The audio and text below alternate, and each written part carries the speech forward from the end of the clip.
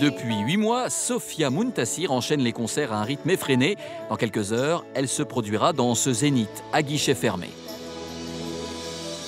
Vraiment, cette tournée a été une grande chance pour moi parce que je me suis retrouvée juste 5 fois par semaine devant plus de 5000 personnes. Les 5000 personnes présentes dans la salle ne sont pas venues pour l'écouter elle, mais plutôt pour admirer sur scène l'un des artistes français les plus appréciés du moment.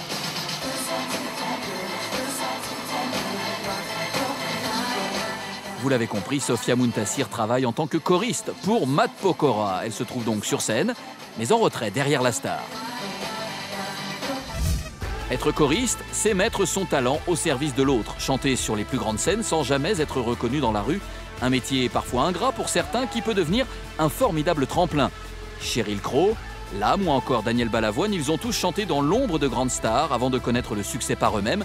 Qui sont ces artistes qui acceptent de passer au second plan? Nous avons rencontré 3 d'entre eux. Ils espèrent qu'un jour, la lumière des projecteurs s'arrêtera enfin sur eux.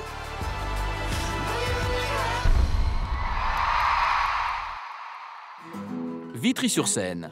Nous sommes chez Eric Bamy. Cet artiste au timbre unique n'est pas devenu choriste par hasard. Toute la musique que j'aime, elle vient de là, elle vient de blues. Cette voix vous rappelle sûrement quelqu'un, normal. Pendant plus de 25 ans, ce chanteur a été le choriste attitré d'un monument de la chanson française, Johnny Hallyday. La star aux plus de 100 millions d'albums vendus. Ça, c'est un petit moment de détente avec Johnny. On était, je crois que c'était à l'île Maurice. On a eu un coup de peau terrible parce qu'on est tombé sur un banc de poissons. Une complicité qui s'affiche sur les murs de cette maison, photos dédicacées, disques d'or ou encore guitare. Eric a créé un petit musée en l'honneur de cette amitié exceptionnelle. C'est le premier disque que j'ai fait, ça. Et voilà, l'aventure a commencé là. Entre Eric et Johnny, tout a commencé dans un studio d'enregistrement, autour d'une machine à café. Un jour, je prends un café, puis un gars qui tape sur l'épaule, il me dit « J'ai pas de monnaie, tu peux me prendre une soupe à la tomate ?» Je lui dis « Très bien, hop. » Je prends la soupe à la tomate, je me retourne même pas, je donne le verre, merci. Je me retourne en partant, et c'était Johnny Hallyday. L'histoire aurait pu s'arrêter là, mais Johnny Hallyday répète dans le studio juste à côté de celui d'Eric. En entendant sa voix, la star tombe sous le charme. Pendant un quart de siècle, ils partageront ensemble les plus grandes scènes. Je pense que quand il me présentait comme ça, c'était une façon de dire, ben voilà, lui, il existe dans l'histoire. Il me faisait complètement confiance. En plus, Johnny, c'est pas quelqu'un qui donne facilement sa confiance comme ça. Au début des années 2000, Johnny et Eric se séparent. Pour notre choriste, c'est l'occasion de faire de sa voix sa marque de fabrique. Mais c'est en 2010, à 61 ans, qu'il va enfin connaître le succès. Un vieux clocher, un paysage. Pendant plusieurs semaines, il participe à l'émission Incroyable Talent et chante seul sur scène devant des millions de téléspectateurs. Un souvenir émouvant. Cher visage de mon passé. Malgré un jury sous le charme, Eric échoue en finale à 2 doigts de son rêve. Mais pour lui, l'essentiel est gagné, la reconnaissance du public.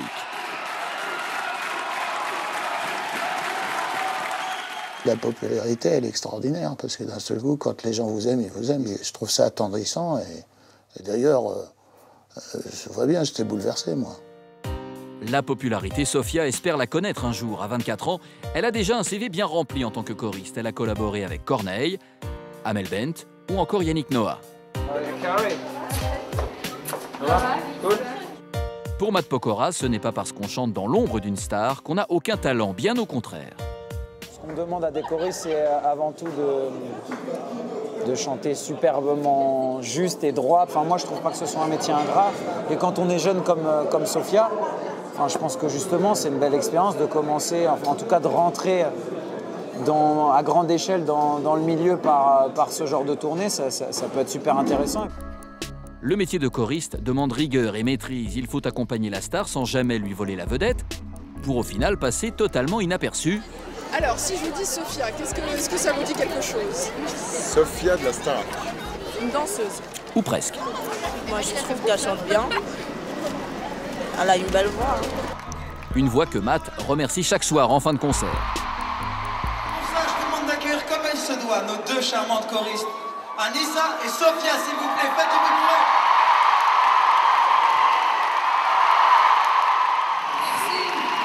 Merci à tous les danseurs du soir, vous étiez au top, la famille. Le prochain défi de Sofia, mobiliser les foules comme Matt Pokora sait si bien le faire.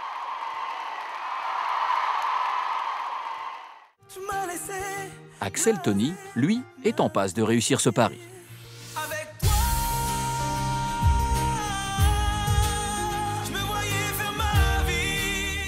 Le tube de cet ancien choriste cartonne en ce moment sur les ondes. Pendant plus de 8 ans, il a appris le métier de chanteur dans l'ombre de stars comme Diams ou Christophe Willem. Je le vivais bien parce que je ne cherchais pas forcément la lumière. Donc pour moi, ce n'était pas frustrant. Au contraire, je me disais que j'ai de la chance de partager la scène avec cet artiste-là. Son changement de carrière, il le doit à sa rencontre avec son manager. Après 2 ans de travail et 5 singles, tous devenus des tubes, une maison de disques l'a signé en mars dernier pour qu'il réalise son premier album solo. Entre elle et moi, c'est au-delà des mots. C'est eux qui sont venus me solliciter et ça prouve que le travail paye toujours et qu'il ne faut pas abandonner et que tôt ou tard, ton heure viendra. Pour ce premier album, Axel Tony a su s'entourer des meilleurs comme Scalp, le compositeur qui a collaboré avec Vita, Magic System et Diams. Il n'est pas en concurrence avec qui que ce soit, il a sa couleur, son son. Je pense que l'album qu'on est en train de préparer, pour être modeste, va tout éclater, quoi. Donc ça promet. Quelques jours plus tard, nous retrouvons Axel Tony en pleine promotion dans une radio parisienne. Axel Tony est avec nous ce soir. Le succès de cet ancien choriste surprend tout le monde, même les professionnels. C'est vrai qu'on l'a vu arriver en se disant mais il sort d'où? Parce qu'il est jeune, Axel. Il n'y a pas eu de Starac, il n'y a pas eu de nouvelle star, il sort d'une autre école. C'est l'école du terrain.